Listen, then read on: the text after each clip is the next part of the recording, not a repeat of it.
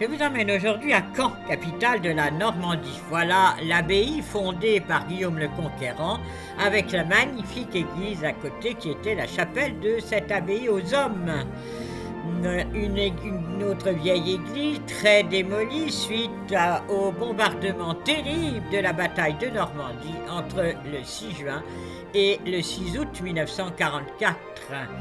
Caen fut détruite à 80%, c'est énorme. Allons maintenant à l'abbaye aux Dames, qui est plus sur la hauteur. C'est une église dédiée à la Trinité qui a été fondée par la reine Mathilde en 1060. Elle a donc 1000 ans. Voilà le bâtiment des cloîtres, alors là, et des résidences des bénédictines, qui a été reconstruit au XVIIIe siècle, absolument pompeux et solennel, et vraiment l'art du XVIIIe siècle, le style classique dans toute sa beauté. Voilà le cloître, voilà, vous voyez, tout à fait Louis XIV, enfin, très grand par rapport au cloître gothique, évidemment, c'est totalement différent. Puis là, nous arrivons dans la cage d'escalier. Alors ça, c'est superbe. Vraiment une élégance de cette cage d'escalier qui, en fait, par une petite pièce d'un atrium, permet aux religieux d'aller dans la cathédrale directement. Dans la niche, un Christ Renaissance très attachant, vraiment une très belle statue du Christ enseignant. Puis des tableaux avec ici Marie-Madeleine et le Christ. Et montons dans les chambres des abbesses, car certaines étaient de grandes familles, surtout à Caen, dans l'abbaye aux Dames. C'était aussi là que certains enfants de la famille royale venaient faire leurs études, surtout les petites filles. Voilà un tableau d'une des abbesses de cette célèbre abbaye, avec les lions de Normandie, qui après, vous voyez, se sont transformés en guépards pour les Anglais.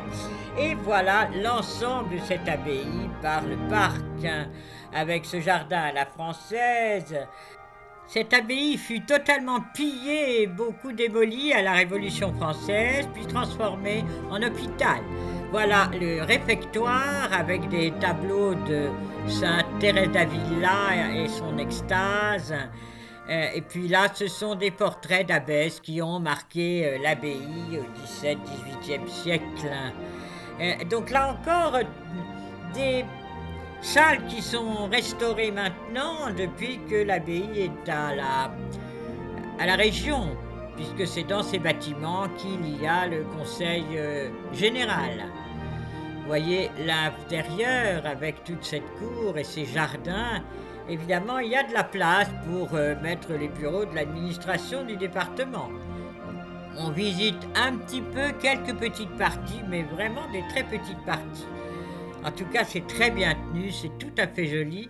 Et regardez le passage là qui sépare l'abbaye de la ville.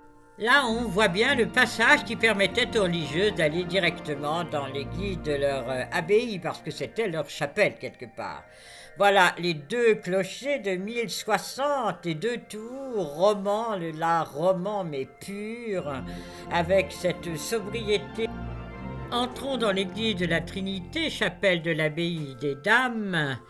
Voilà le chœur, voyez, très sobre, sans déambulatoire. C'est quand même une chapelle de monastère, donc vraiment sobre. De l'autre côté, juste 5 fenêtres pour éclairer la façade. Et puis une chaire 19e, très tarabiscotée, en bois sculpté. Dans la voûte du chœur, c'est une fresque représentant l'Assomption de la Vierge. Vous voyez toujours cet autel très brut, très sobre, vraiment de bénédictin. Et là, c'est la tombe de la reine Mathilde. Alors là, je vous dis 3 mots sur ce personnage. Elle est née à Bruges en 1031, née Mathilde de Flandre.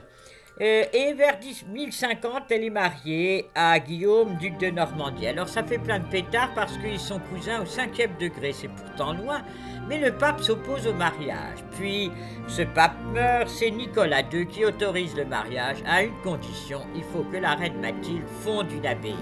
C'est l'abbaye aux dames et son mari, c'est l'abbaye aux hommes à Caen. Donc là, ils se marient, vécurent heureux et eurent 10 enfants. Voilà, la tombe, elle mourut à Caen en 1083. C'était une maîtresse femme qui, pendant plusieurs années, comme duchesse de Normandie, dirigeait vraiment toute la province. Et son mari n'avait rien à voir dans les affaires du duché de Normandie quand lui était en Angleterre. Ils ont été sacrés rois d'Angleterre après la bataille d'Hastings en 1066 à Westminster. Le 11 Pierre en 1062, fin des travaux 1130. Vous voyez ici les chapiteaux absolument magnifiques de cette époque. Et là, nous sommes dans la crypte. Alors, là encore, les chapiteaux sont vraiment, c'est la partie la plus ancienne. Il existait probablement une chapelle là avant. Et donc là, vous avez les chapiteaux tout à fait bruts, naïfs, avec une statue de la Vierge. Mais il y a d'autres abbesses qui sont enterrées là, Julienne de Saint-Célerin. Il y a aussi une fille de la reine Mathilde qui a été abbesse de cette abbaye plus tard. Donc vraiment des personnalités, car c'était une abbaye pour Jean Chic quelque part. Voilà, encore une tombe excessivement ancienne de Nicole de Goulvas. Le portail d'entrée, lui, est récent, 1850, avec le Christ et les deux apôtres. Voilà cette façade. Nous laissons là maintenant l'abbaye aux dames pour arriver à la forteresse des ducs de Normandie. Alors là encore, le temps est passé par là et elle a subi bien des malheurs et des destructions. C'est encore une fois l'œuvre de Guillaume le Conquérant et de la reine Mathilde vers l'an 1060, 1080, avec des tours carrées d'abord, puis rondes ensuite. Voilà l'entrée avec le pont-levis. Maintenant, il n'y a plus d'eau, mais ce sont des jardins. Voilà le passage pour se rendre à ce château avec l'église Saint-Pierre en face, qui est une des plus anciennes. Le plan de ce château, vous voyez ici, il y avait une forteresse au milieu avec 4 tours. Tout cela a été démoli, soit à la Révolution, soit après, quand le château a été transformé en caserne. Enfin, beaucoup de malheurs, il ne reste vraiment rien.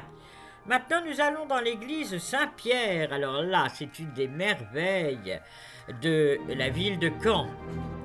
Pendant la fameuse bataille de Normandie, seuls les vitraux ont éclaté, mais sinon l'église est restée debout. Elle est gothique rayonnante, XIIIe siècle, XIVe siècle gothique flamboyant, mais surtout le chœur est Renaissance, et vous allez voir, c'est une merveille de décor, de sculpture, de raffinement. L'autel est de l'Argilière, 1778, avec ses anges, et regardez le chevet de cette église, c'est vraiment extraordinaire. Donc là, je vous laisse sur cette vue magnifique, mais on appelle Caen la ville aux 100 clochers. Alors vraiment, il y en a beaucoup d'églises.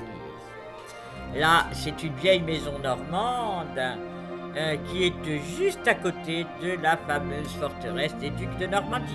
Au revoir, à bientôt pour une autre visite.